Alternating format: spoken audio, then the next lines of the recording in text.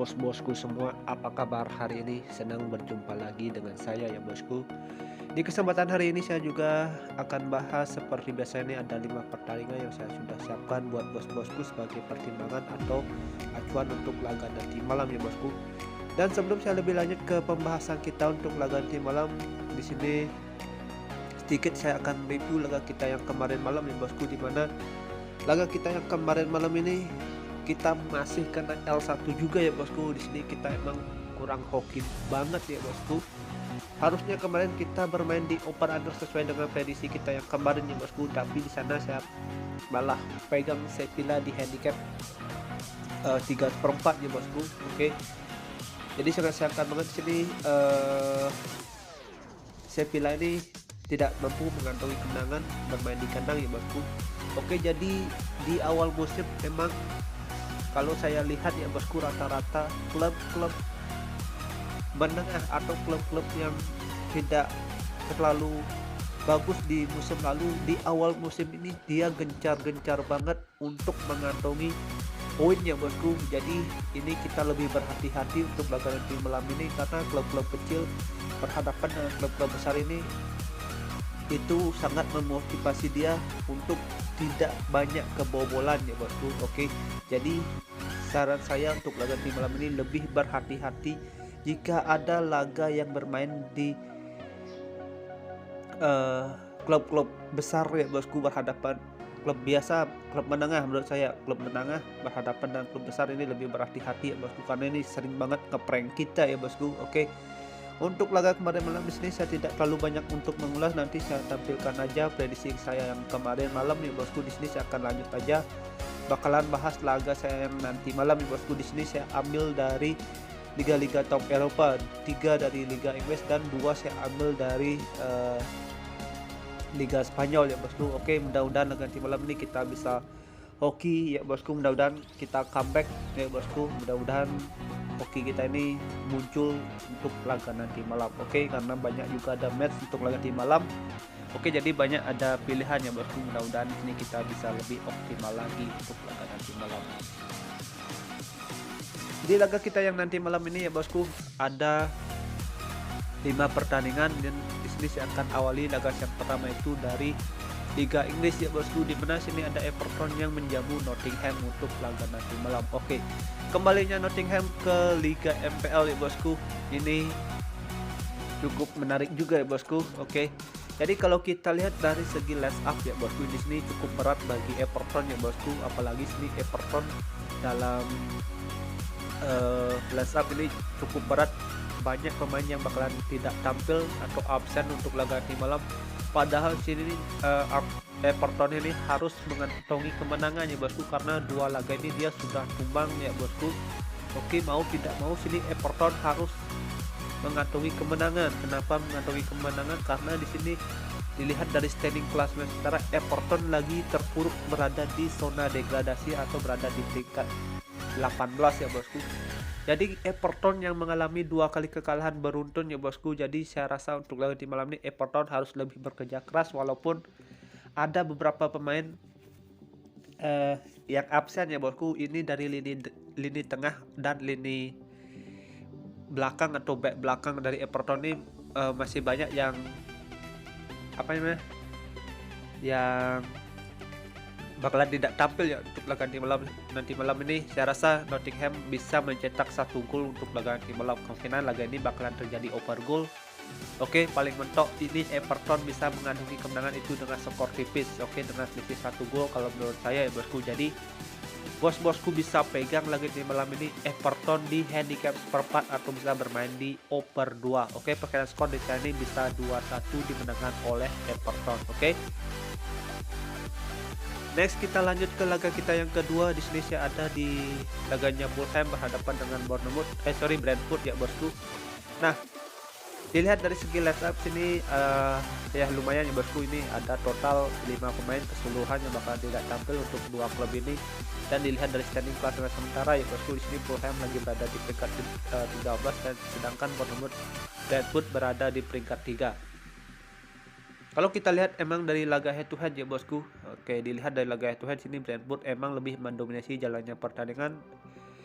Brentford sama Fulham ini terakhir bertemu itu di tahun 2020 ya bosku. Jadi kalau kita lihat ya bosku dari performanya Brentford di sini cukup mengejutkan ya bosku. Brentford berhadapan dengan MU itu bisa menang telak 4-0 tanpa balas ya bosku. Oke, ini cukup kita bisa jadikan pertimbangan untuk laga di malam ini. Oke San, dan sekarang sini Brentford yang bermain di away ya bosku untuk laga di malam ini. Saya rasa untuk laga di malam ini Fulham bakalan tidak tumbang ya bosku. Paling mentok laga ini bakalan terjadi imbang kalau menurut analisa saya.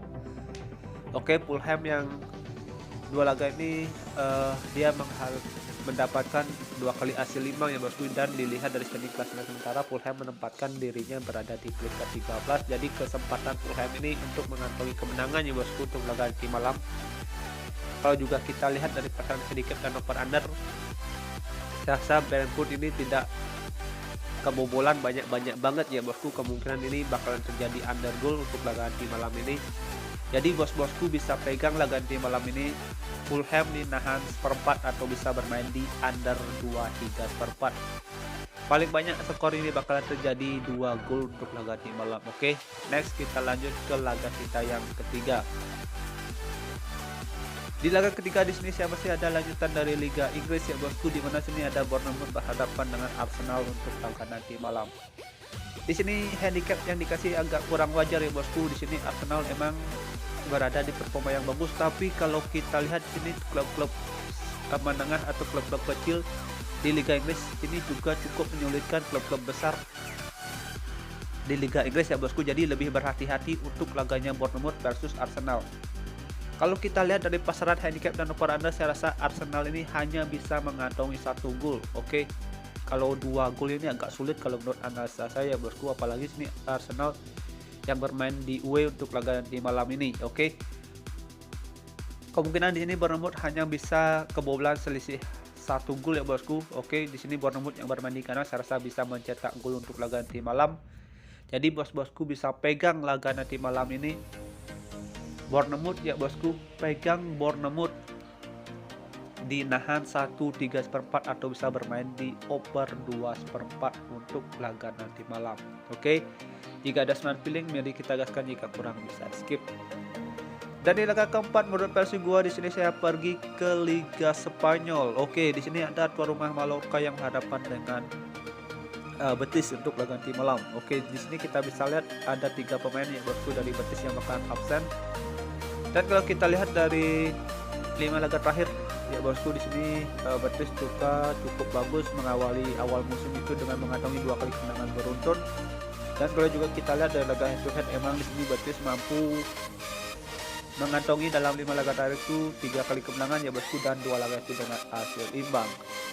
Kalau kita lihat untuk laga di malam ini, saya rasa laga nanti malam ini Mallorca yang bermain di kandang bakalan tidak begitu banyak kebobolan ya bosku kalau menurut analisa saya, walaupun sini Betis performanya juga cukup bagus dalam 2 laga terakhirnya.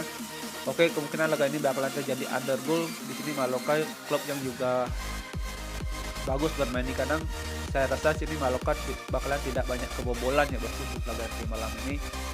Oke, kemungkinan juga laga ini bakalan terjadi imbang, ini masih terbuka lebar kalau kita lihat dari pasaran handicap dan over under ya bosku. Oke, jadi bos-bosku yang mau bermain aman bisa bermain di over under aja ya bosku. Jadi sementara di sini saya masih pantau pasarannya.